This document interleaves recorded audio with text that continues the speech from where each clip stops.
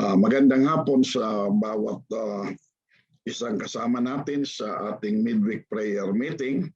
At wala nang paligoy-ligoy pa sapagkat mabilis na tumatakbo ang oras. I would like to invite you to please open your Bibles to the book of Revelation chapter 8, verse 12 and verse 13. Ang Biblia ay ganito ang sinasaad sa wikang English. And the fourth angel sounded, and the third part of the sun was smitten. The third part of the moon, and the third part of the stars, so as the third part of them was darkened, and the day shone not for a third part of it, and the night likewise. And I beheld and heard an angel flying through the midst of heaven, saying with a loud voice, "Woe, woe, woe to the inhabitants of the earth, by reason of the other voices of the trumpet of the three angels which are yet to sound." God bless this study. And Lord, speak to us and show us from our study of your word how blessed indeed we are. And we thank you for the grace that reached down to us and saved us. And we thank you, Jesus, for being our mediator and coming King. And thank you for revealing what the future holds to the longest living apostle, John the Beloved, so that he could put into writing what you would have us to know about the future and how awesome and how great our Almighty God is, in that you are omnipotent, omniscient, and omnipresent, and you know the past, the present, as well as the future. And thank you for such a book that tells us about the future. And we are grateful for each one that are with us tonight. And help us prepare for that sudden and any moment coming of Jesus Christ for his saints around the world. We bless you and thank you in Jesus' name. Amen. Tonight, we are going to meditate on the fourth trumpet judgment. I feel that the appropriate subject that itong two verses ay dinadrive home sa atin ay walang iba kundi ang unusual eclipse, na kung saan ay magkakaroon ng supernatural instilled darkness sa buong sanglibutan.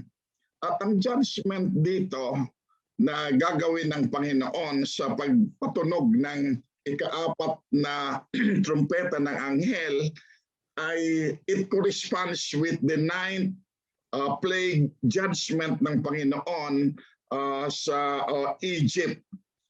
Ang kaibahan ay yung ninth plague na naganap ng panahon nila Moses doon sa Egypt ay it was on a local setting within the borders of Egypt lamang. However, itong trumpet judgment, pagdating ng darkness na ito, this unusual darkness, ay it will cover the entire world.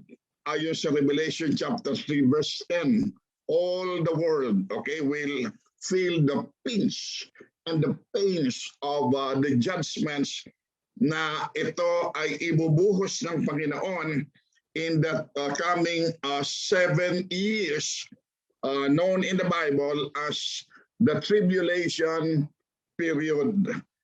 At itong ika-apat na trumpet judgment, I would like to say this as we build up on this study, ay alam ng bawat isa sa atin na isang vice presidential candidate noong 2006 ay siya ay nag-produce ng isang documentary, film or movie, documentary ito. At ang pamagat ng kanyang documentary movie na ito ay inihayag ng lalaking vice presidential candidate na ang pangalan ay Al Gore. At ang pamagat ng dokumentaryong ito, film na ito ay alam ng bawat isa sa atin na ito ay an inconvenient truth, na kung saan ay lahat ng mga kalamidad nangyayari sa 20th century na ito ay patindi ng patindi, ay ito ay boomerang lamang sa sangkatauhan sa ating mundo, sapagkat, quote, sabi niya, mankind have messed up our world, unquote, na sinira ng mga tao ang ating sanglibutan, ang ating ecology o environment, at pagkatapos mga scientists ay nagsasabi na ngayon ang isa sa mga problema na dapat i-address since the 21st century na ito'y seemingly palala ay itong other than itong plague, current plague na ito, noon pa ito na ang revelation sa an inconvenient truth ay ito ay it will affect and afflict our world sa kagagawan rin ng tao. At ang mga environmentalists, mga sociologists at iba-iba pang mga scientists ay sila ay abalang-abala na pigil nga lamang nitong pandemic na naganap. Although, sabi nila na dapat ito'y paghanda natin itong global warming o itong weather change. Na dahil dito ay ang mga kalamidad na nangyayari tulad ng mga typhoons, ngayon ay mga super destructive mga typhoons. Parang mga unusual ang nangyayari ngayon. Ito ay tinatawag na ito ay mga omen, phenomenal warning and signs na magaganap sa future na ngayon pa man ay tayo ay pinapatikim na ng mga kalamidad na ito before the actual time na all hell let loose, so to speak, ang magaganap dito sa ibabaw ng sanglibutan. Ang mga earthquakes ay mga intense, kaya ngayon extremes and intense ang mga acts of natures na nagaganap dito, na ito ay mga warnings ng Panginoon sa sangkatauhan na sila ay magising na sila ay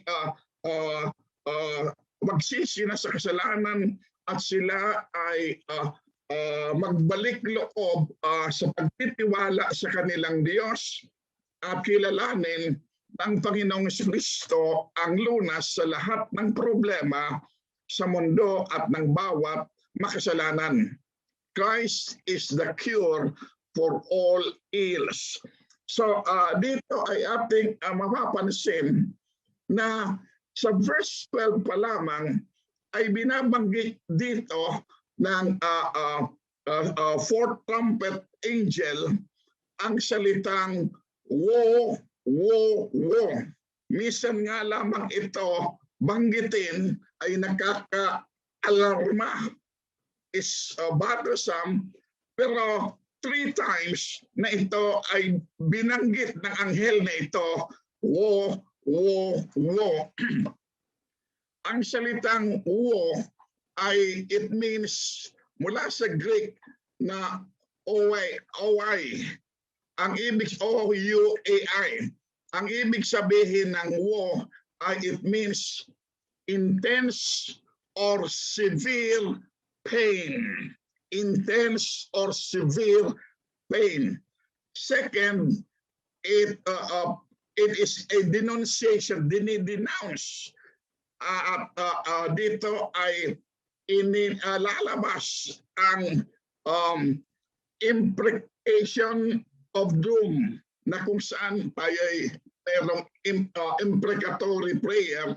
Itong imprecation of doom na tila ito ay ibubuhos ng Panginoon dito, not for any reason, but because this is the time to unleash His judgments. Going back to the time of Jesus Christ, nung siya'y narito sa ibabaw ng sanglibutan, sa Matthew chapter 23, ay 7 times na ginamit ng Panginoon ang salitang woe. That is, He denounced the hypocrites, the Pharisees, and the scribes. Nasabi niya na kayo mga mapagkunwari. Okay? Sabi ko sinasabi ito, banal itong mga nagpipretend na sila religious at holy. Sabi ko may kasabihan, banal na banayot, santong paraayot, na kung dito ay talagang nagpipretend siya na banal, pero alaaway siya ang katotohanan. Yan ang salita. Sabi ko, narinig nyo na ba yun, Chris? Banal, banayot, santong paraayot. So, it's all outward. It's a farce. Attention na siya ay santo o banal, pero it's the other way around, na siya ay walang pagbabago at hindi totoo ang kanyang sinasabi. So dito ay ating mapapansin ang bagay na ito. Una sa lahat, ang fourth judgment, trumpet judgment na nagko-correspond sa 9th plague judgment in Egypt na ngayon ay worldwide, ay number 1, it will affect, okay? Number 1, the solar system. Talagang makikilos itong solar system. Kung previously, sa nakaraang tatlong, by way of review, trumpet judgments, na itong previous trumpet judgments ay ito ay tinatawag na declaration of war ng Panginoon, that God is described or portrayed as a man of war. God is at war against sins and sinners.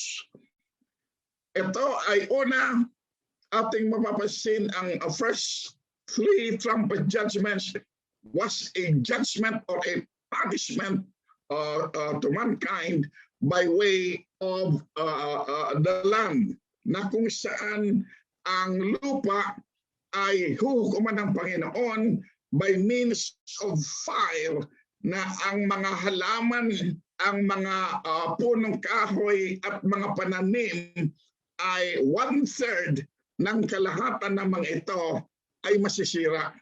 And we have to admit na ito ay sources ng pagkain ng tao, especially kung vegetarian ka, veggie. So ang plant system ay it will be affected.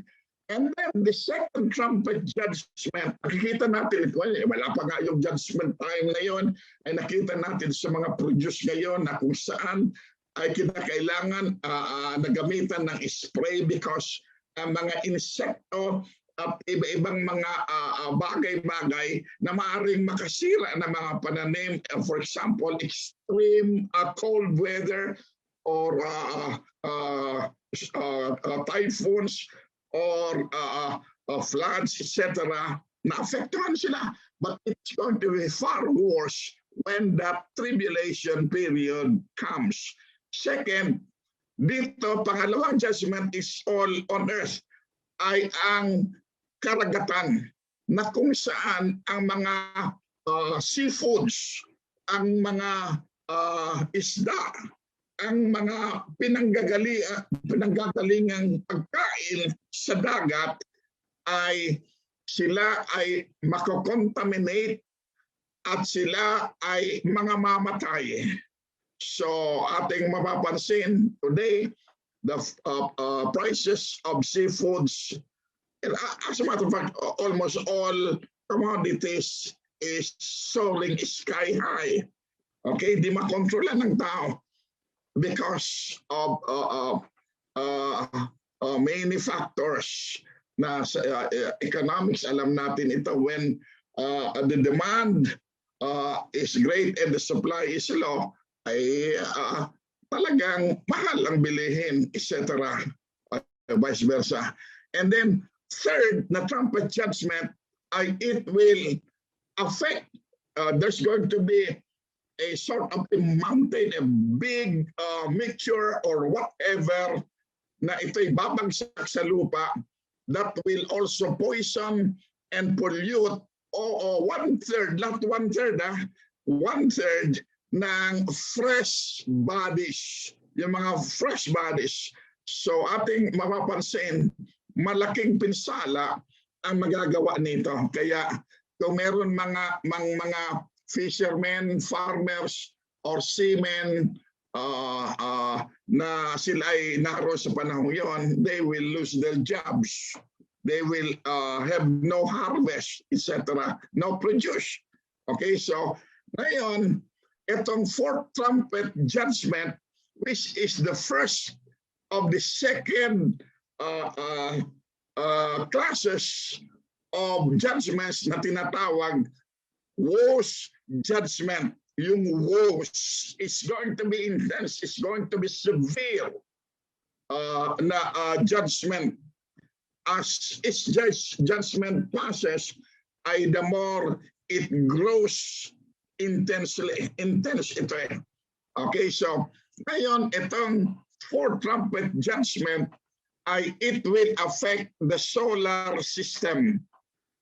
Remember, all things are possible with the Creator God, our Lord and our God. In the beginning, in Genesis chapter 1, verse 1, in the beginning, God created the heavens and the earth. And the earth, verse 2, and the earth was without form and void. And there was a total darkness. And the first day of creation, God said, let there be light. So nahati ngayon, yung dilim, ito ay hinati ng liwanag. And on the fourth day of creation, God said, let there be light in the heavens or firmament in the solar system. The greater light na binanggit sa Genesis chapter 1 verse 4, it is the light of the sun. And a lesser light, that's the moon, as well as the stars. All this came into existence merely at God's word, na tinatawag na fiat creation. God spoke the word and it appeared. It's there. All things are possible with God. But during this time after the fall, at palubha ang tao na habang nagmumultiply ang tao and with the judgments na lumipas ay hindi natatauhan ang sangkatauhan, ay ngayon ang gagawin ng Panginoon, God will withhold the lights sa solar system. Ang araw, ang buwan, at ang mga bituin sa araw at gabi, yung mga ilaw na napoproduce ng mga ito, ay ang sabi sa atin sa banal na kasulatan, ay 1/3 ay ng daylight o sunlight, 1/3 I will be darkened or diminished. If you figure it out, na every 12 hours of night and 12 hours of day, if that is how 24-hour cycle is divided, we can find sa 12 hour ay maliwanag, may araw. So, 1/3 of that, kung sa 12-hour period, ang 1/3 niyan ay 1/3 of 12 hours, ilan ba? Di ba? 4 hours. Medyo mahaba-haba na brown out o kaya blackout. Na ang tao, kahit may mapuproduce na ilaw dahil sa electricity na mga machines na napoproduce, ay ang mga sources ng man-made lights ay mag-overheat sa tindi ng demand. What's the difference between brownout and blackout? Okay, anong difference? Sabi ng iba, ang difference is spelling. But it does not mean the same thing. Pag sinabing brown out, alam natin, it may be caused by several factors within an area o kahit sa loob ng bahay. Halimbawa, kung ang demand ng power, ng energy ay hindi kinaya, okay, ay natural, mag-trip, okay, at magkakaroon ng brownout. Yung fuse box, sasabog, hindi kakayanin ito, magkakaroon ng brownout. Or for some other reasons, nagkakaroon ng brownouts na ating mapapansin na during brownouts, maaring ang supply ng electricity sa isang lugar ay hindi sasapat.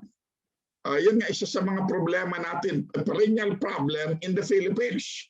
But at least somehow, medyo nagagawa ng remedy. At maraming ang iniimbitahan na mga energy distributors para mabili at saka ito ay ma-supply sa mga demands ng mga companies, offices at ng mga tahanan. Electricity is a must, is needed today. At because of this, ay natural umaangat rin ang cost ng electricity because some sources ng electricity ay they consume fuel. They consume fuel or some actually use coal or whatever na source. And then it's an overload. Pag na-overload, the demand is more than the supply, brown out. Dito sa lugar namin, nagtataka ako eh. Magkaroon lamang na matinding ulan o whatever, ay biglang nagba-brown out at least isang oras lang eh. Pero yung kaharap namin, nagtataka ako. May mga ilaw sila hanggang sa taas. Pero sa area namin, sa lugar namin, pababa, ay madilim. Yun pala, ibang natapan ng kanilang mga power ng mga poste na pinanggalingan. Pero the same area kami. Kaya nga lang tawag dito, tawag doon siguro, ay sabi nila, may nag-trip o kaya may nasabit na truck. Sabagat malapit dito sa amin ang daanan, ay naputol yung kable or whatever reasons. Okay, but it's there.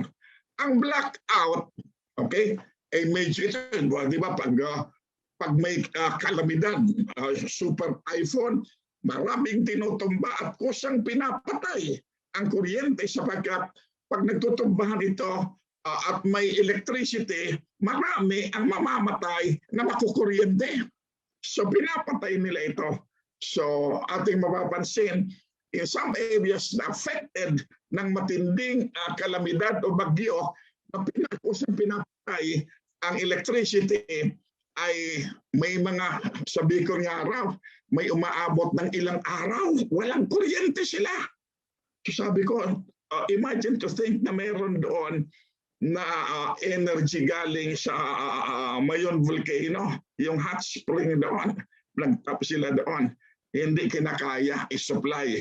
So ating mapapansin, during an emergency, for example, during wartime, ay sa isang lugar ay ito ay lusubin ng mga warplanes ay para hindi sila maalaman yung location nila, ay blackout, pinapatay talaga para hindi sila makita ng mga lumilipad na eroplano na bubumba doon sa lugar. Okay, so in wartime, kung meron mang terrorist, etc., pinapatay ito para hindi nila malocate ang isang lugar, whatever. At more than that, ay meron sa entire world anya to conserve energy and lessen itong pollution, environment pollution. Ay di ba may isang araw na inuukol ito na lights off. Nakakon niyo ba yon, yung lights off sa entire world yan? Kung niyo yun, kayo ba ay sumunod doon o hindi niyo pinatay? Maraming nagsipagpatay noon. Sa camp natin, alala ninyo, tuwing may camp tayo, after having lay down the activities, etc., and the campers, in order to be refreshed for another the coming day, ay meron sa schedule natin, nilalagay natin doon, lights off. Ibig sabihin, go to bed. Di ba? Pero itong lights off na ito, isipin ninyo, isasara ng Panginoon yung source, yung main source, yung araw, yung buwan, at saka yung mga between. While we admire the sun and its benefits sa sangkatuhan, everything under the sun is a source of energy, is a source of vitamin D for us, and is a source of many benefits sa sangkatauhan. But iti-turn off yan ng Panginoon for 4 hours. And many things can happen within 4 hours. Sa Luke chapter 21, verse 25 and verse 26, marami ang maapektuhan, mga takot at magkakaroon ng nervous breakdown sa tao. Ano nangyari ito? Okay? Ito'y kapahayagan ng Panginoon. This is a portrait of the world, and this brownout or total blackout for 4 hours ay yung mga namamasyal sa gabi, naghaharana, ay hindi mangyayari yon sapagkat kakabahan at mga tatakot sila at hindi nila malaman kung saan sila pupunta. And there will be no source of light that will break the intense darkness that will cover the earth. Alala ninyo, nung panahon ng Panginoong Kristo ay ipinako doon sa cross, di ba? There were hours of total darkness, and the people there beneath the cross, they were all in fear. Nangatakot sila. Kaya yan, the source of light, the sun, sa araw, makapagtrabaho, 8 hours, sa gabi, sa buwan, mamasyal, etc. And then, yung between ay magandang pagmasdan. Ay, during that time, ay isi-switch off ng Panginoon yan. At yan ay magdudulot ng matinding pagkabahala at pagkatakot sa katauhan at marami ang mamamatay sa nervyos dahil sa darkness na yan. Okay? Why darkness during this fourth judgment? Parang every time na ito'y tumitindi, ay nagbibigay ng paalaala ang Panginoon sa sangkatauhan. Sabi sa atin sa banal na kasulatan, God is light. And alam natin, the enemy is darkness. Represented by sin is represented by blackness and darkness. So with the devil. So ating mapapansin during that time, yung mga tao na hindi nila pinapahalaghan ang salita ng Diyos, is an old myth. Anya, walang modern day na tayo, etc. It will never happen in our time when everything is advanced. So, sabi ng point, if you think that way, let me just turn off the switch to this natural lights. And this is a reminder sa mga maiwanan at sa mga taong naroon na sila ay manginginig sa takot, ninerbisin at marami ang mapapahamak. Sabi ng Panginoon in his meeting with Nicodemus at John chapter 3 verse 19. And this is the condemnation that light is come into the world. But men, ganda noon, light is come into the world. And of course, Jesus is speaking of himself because the natural light has been there for millenniums. But Jesus Christ came in a sin-darkened world. He said, I am the light of the world. Sinabi niya sa John chapter 3, verse 19, and this is the condemnation to the world that light is come into the world. And men love what? Another, men love what? Darkness. Sa panahon yun, living that light, that darkness. And men love darkness rather than light because their deeds are evil. So ating mapapansin, wow, what a day na ito ay fast approaching. This is a warning to your loved ones who may not be saved and to us to be on double time to warn them to flee from the wrath to come. Second, you will notice with me that the sphere of the darkness is 1/3 of the solar system's light. 1/3. Okay? Yan ay, ang solar system ay natural light yan. It's divinely made. Yung mga man-made sources of light will be of no use during the time. Sapagkat sa haba ng dilim ay sila ay hindi magtatagal. Sapagkat nga dito sa amin ay madalas nagba-brown out for some reason. I do not know. Sabi ko na we are caught unaware. Sabi ko bibili ako ng light na ito ay magagamit during emergency. Bumili ako, may 3 na ako, flashlight at pagkatapos may lamp, 2 uri ng lamp. At ang sabi sa instruction, this light, this special flashlight will supply light for 4 hours. Sabi ko 4 hours. Tumama ang brown out at magkaroon ng blackout. Ay after 4 hours, wala na.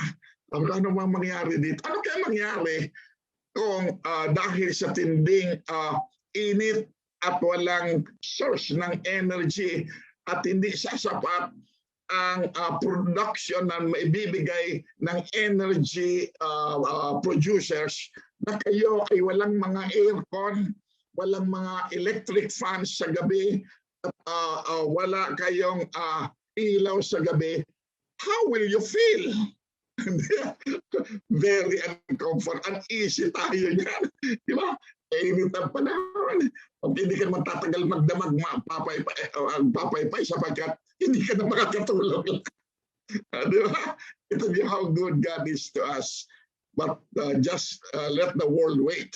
When it happens, 1/3 of all natural lights that sustains the world will be shut off by God Himself. He's creator and He knows how to run His business. Last, ating mapapansin, ang section ng darkness na ito, from the start na pinag-aralan natin sa 7 seal judgments, I noticed, siguro na napansin rin yun doon, ang frequency ng a third part, over and over again, yung phrase na ito, a third part of, what else, kung ano mang ginajudge ng Panginoong yon. What does it conveys to us? Ano ang ipinapaarating sa atin ng Panginoon? Ang pinapaarating sa atin ng Panginoon that the Antichrist and the devil during this particular time, they will be fully busy and at work. At ang influence ng Antichrist at ng Diablo ay sa likod ng a third part of ay dinadala sa ating memory ang influence ng devil at ng Antichrist. Okay? So, bakit ganon? Di ba? A third part of. Kasi in the first place, nung si Satan doon sa langit, who is the choir director in heaven, na he tried to be a rival to God. He wanted to take the place of God, be a God himself. He fell into sin. He was driven out of heaven. However, when he was cast out of heaven, sa Revelation chapter 12, verse 4, misery loves company. He dragged with him 1/3 of the entire angelic host. So kaya, whenever you come to that phrase, the judgments ng Panginoon, a third part of ay pinapa-refresh dito ng Panginoon ang satanic influence niya. Ngayon, mabigat pa ang influence ng Diablo. During that time, he will be doubling his effort in his contest, just like Pharaoh, who hardened his heart, and the devil hardened his heart. The more he hardened his heart, ay ating mapapansin, the more severe the judgment becomes. So nobody can ever make a quarrel against God and expect to win. God has never lost a case. He has always been victorious. And Jesus Christ is the source of victory. That the Antichrist and devil thought that by having crucified him, they won. The truth is they lost. Because on the third day, Jesus rose from the dead. And the Lord, before he left, he promised, I will come again. And by all means, the Antichrist and the devil will try to keep him from returning back to earth. But they will not prevail because Jesus is Almighty. And thank God, while we have problems today, these are only temporary. These are only for a time. But speaking of the future, is frightening. Yet it's not our hope to be left behind and to be here when the tribulation period comes, as some would have us to believe, the post-tribers, but every child of God will be up there. Thank God. And this is the victory that we have through Jesus Christ our Lord. So we have so much to thank God for. He has been good to us in the past.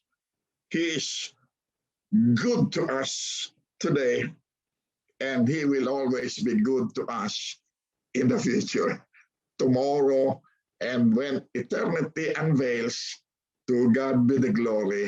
Great thanks, yeah. Then, Father, bless your word. Thank you for saving our souls. Thank you for your promises which never fails. Bless each one that are with us during this midweek meditation as well as prayer meeting. We bless you in Jesus' name. Amen. Ama naming Diyos na dakila sa lahat, salamat Panginoon sa gabing ito. Muli, tinipon niyo po ang iyong mga anak upang pagsama-sama kami sa pagsasalo-salo ng iyong banal na salita. At sa gabing ito, Panginoon, ay natuon ang aming atensyon sa salita mo sa Revelations, Panginoon. The fourth trumpet judgment. Tunay, Panginoon, sa mga kapahayagan mo rito na hindi pwedeng ikaila at palikuran ng mga tao. Sapagkat ikaw na Diyos ang nagsalita, makapangyarihan at siyang may likha ng langit at lupa. Panginoon, gamitin mo, Panginoon, ang mga salita mo ito upang ang mga tao kasama ang mga anak po ninyo, Panginoon, na ang pag-asa ay sa ilang, Panginoon, na papurihan ang iyong dakilang pangalan.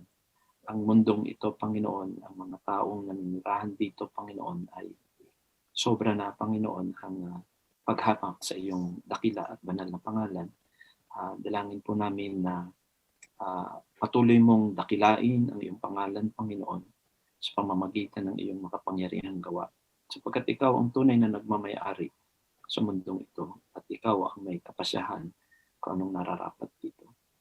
At salamat, Panginoon, dahil hindi dahil sa aming sarili, kundi dahil sa mabuti mong kalooban, kami na iyong mga iniligtas na, Panginoon, ay may kasiguruhan ng maayos na hinaharap dahil ikaw ang siyang nangako sa amin na ang aming kaligtasan ay hindi lamang hanggang sa kasalukuyang panahon, Panginoon. Ito'y kumpleto na ginanap mo sa pamamagitan ng tatlong persona ng iyong pagkadiyos, ang Diyos Ama, Diyos Anak, at Diyos Espiritu Santo.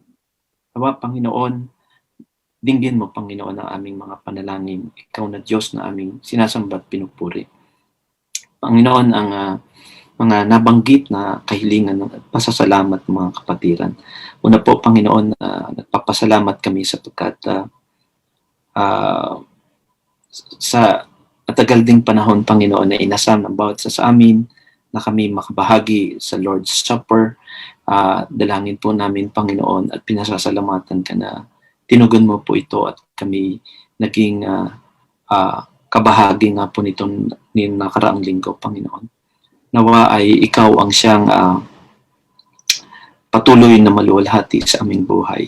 Patuloy kaming saliksik na aming puso at ihingi, Panginoon, ng kapatawaran ang lahat ng aming mga kasalanan sa iyo, Panginoon, upang makalakad kami, Panginoon, ng matuwid sa iyong harapan at makapagdulot kami ng kaaliwan at kaluguran sa iyong maibiging puso.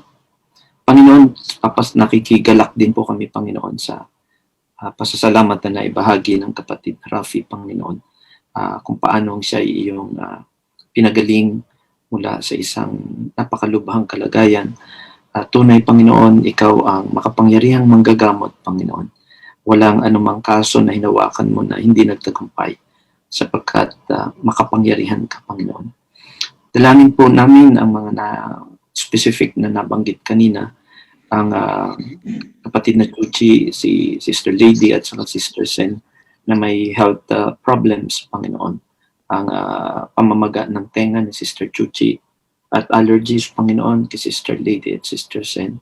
Salamat sa iyong pagpawi, Panginoon, ng gravity ng illness na ito at nakaramdam na po sila ng relief.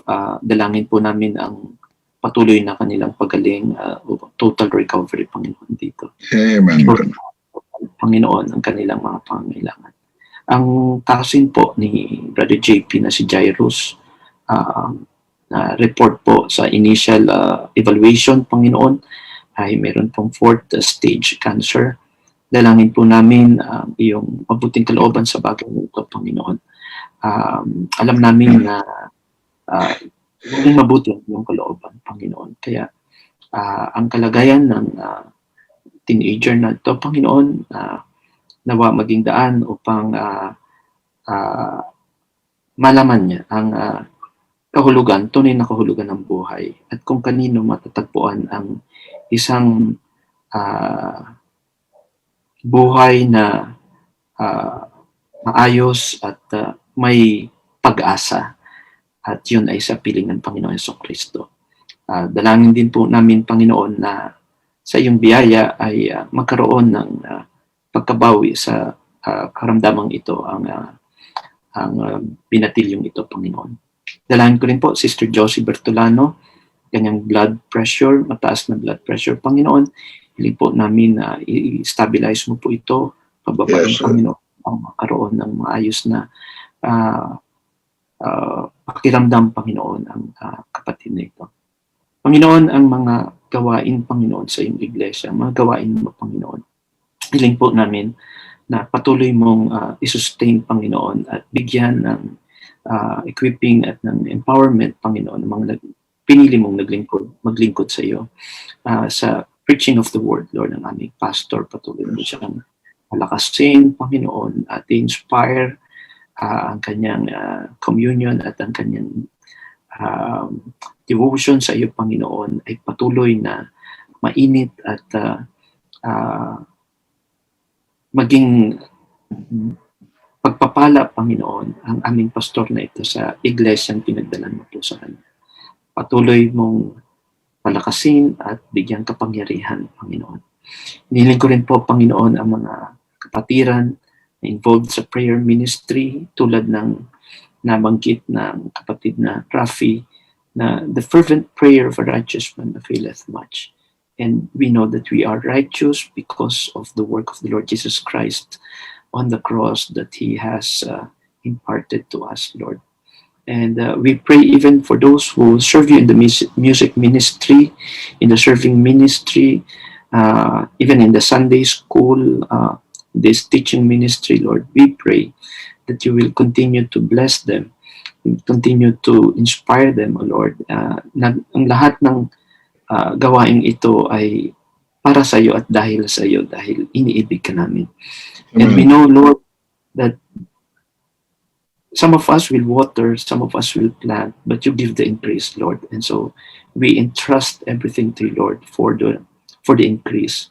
And we pray even for the sick brethren, Lord. Dalangin po namin ang mga nabanggit na kapatiran na kasalukuyan nakaratay sa banig ng karamdaman. Si Brother John de la Peña, Sister Gliceria Arellano, at ang iba rin mga, si Brother Reggie De Leon, Panginoon, si Sister Emma Solis, Kuya Rene Jacinto, Brother Dodong, bagamat siya ay nakakaranas ng pagbuti ng kalagayan, subalit patuloy pong dinudulog namin ang paglakas at full recovery niya. Pati na rin po si Brother Rafi, yung mga dapat pang balik sa mga iba pang normal niyang gawain prior to his hospitalization. Dalangin ko rin po patuloy mong ingatan Sister Rama na sa kanyang pagharap sa mga pasyente, Panginoon. Laging po siyang pangangalagaan po, proteksyonan, Panginoon, dahil very risky, Panginoon, ang mga viruses and mga illnesses na nagkalat sa aming paligid, Panginoon. At si Brother Bong Bautista, ang tatay po ni Sister Eileen, Sister Ludi Magtira, dalangin din po namin ang kanyang kalagayan. Hiling po namin, Panginoon, na pagamat ang aming mga pangangatawan, Panginoon, sabi nga po, the outer man Opinion, yes. perishes, but the inner man is renewed day by day, Lord. This is our comfort, Lord, from Thy Word. And also, mga expectant mothers, Sister Cha, Sister Hannah, lalo na po, Sister Hannah, Panginoon, please stabilize her heart, Lord, as she await the delivery of her child, Lord. Strengthen her at bigyan niyo po ang mga kapatid na ito ng ligtas, maayos at matagumpay na pagluwal ng kanilang mga sanggol at ang mga sanggol na ito ay maging malusog, Panginoon. And we continue to praise you, Lord, for the newly born babies in our midst, Lord. Ang anak ni Sister Jean, Sister yung kapatid po ni Sister Jessica, Panginoon, na si Faith, baby Faith, Panginoon, sinilang din. Patuloy mo pong pangalagaan ng kanilang kalusugan at pati na ang kalusugan ng kanilang mga nanay at pati ng tatay, Panginoon. Dalangin ko rin po ang Seaman members namin, Panginoon, si Brother Jeff at saka ang kasasakay pa lamang na si Brother Titus. Ingatan mo po sila, lalo na kapag sila'y dumaraan sa mapanganib na bahagi ng karagatan kung saan naglipa ng mga pirata, Panginoon.